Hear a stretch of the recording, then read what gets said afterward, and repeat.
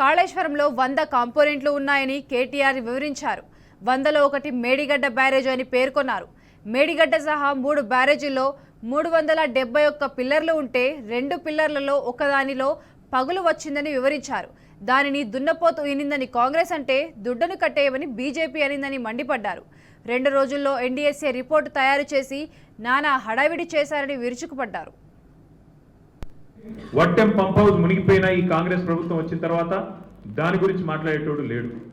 అట్లాగే పెద్దవాగు ఒకసారి కాదు 2 సార్లు కొట్టుకొని పోయిన ప్రాజెక్టు అడిగేవాడు లేదు. కానీ కాళేశ్వరం విషయంలో మాత్రం హరీష్ రావు గారు కేసీఆర్ గారు 100 సార్లు చెప్పారు.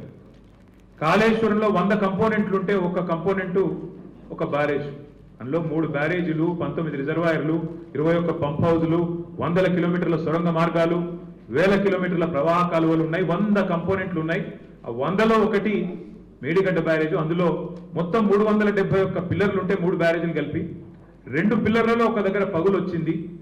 దాన్ని పట్టుకొని దున్నపోతూ ఈనింది అని కాంగ్రెస్ వాడు అంటే దుడ్డెను కట్టేయమని బీజేపీ వాడు 2 రోజుల్లో ఎన్డీఎస్ఏ రిపోర్ట్ అని వడ్డించి ఎన్డీఏ రిపోర్ట్ బీజేపీ ఆఫీసులో తయారు చేసి ప్రజల్ని భ్రమింపజేసే ప్రయత్నం చేసినారు. దానికి తిరుగులేని విధంగా ఎల్ఎన్టీ అనే సంస్థ ఏ సంస్థనైతే పార్లమెంట్ భవనం కట్టిందో, ఏ సంస్థనైతే కాంగ్రెస్ పార్టీ కేంద్ర కార్యాలయం కట్టిందో ఆ సంస్థ మొన్ననే స్పష్టంగా చెప్పింది, ఈ నివేదికను మేము తిరస్కరిస్తున్నాం. ఎన్డీఎస్ఏ రిపోర్టు ఇది చెత్తబుట్టలో పడేయడానికి తప్ప ఎందుకు పనికిరాని రిపోర్ట్ అని చెప్పినారు.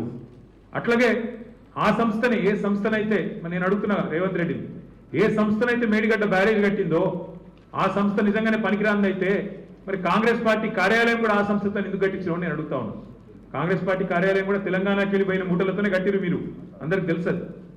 అందుకే మేము అనేది ఇవాళ వాస్తవాలు తెలియజెప్పడానికి తెలంగాణలో జరుగుతున్న దుష్ప్రచారం 2 పార్టీలు ఒకటై కాంగ్రెస్ బీజేపీ కుమ్మక్కై ఇవాళ దున్నపోతు ఈనిందని ఒకడంటే దుడ్డని కట్టేమని ఇంకోటి అన్నట్టుగా ఇద్దరు ఒకటై నీళ్ళిచ్చిన కేసీఆర్ మీద, నీళ్ళిచ్చి కన్నీళ్లు తుడిచిన కేసీఆర్ ప్రభుత్వం మీద అభాండాలేసే ప్రయత్నం ఏదైతే చేస్తున్నారో, కమిషన్ పేరిట ఏదైతే నాటకాలు ఆడుతున్నారో ఆ విషయంలో వాస్తవాలు బట్టబయలు చేయడానికే ఇవాళ హరీష్ రావు గారిని నేనే కోరినా.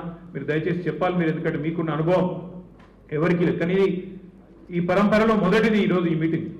నేను హరీష్ రావు గారిని కోరుతా ఉన్నా. ఇక్కడే కాదు, నేను మొన్ననే డాలస్లో తర్వాత లండన్లో చాలా మంది ఎన్ఆర్ఐ మిత్రులను కలిసిన.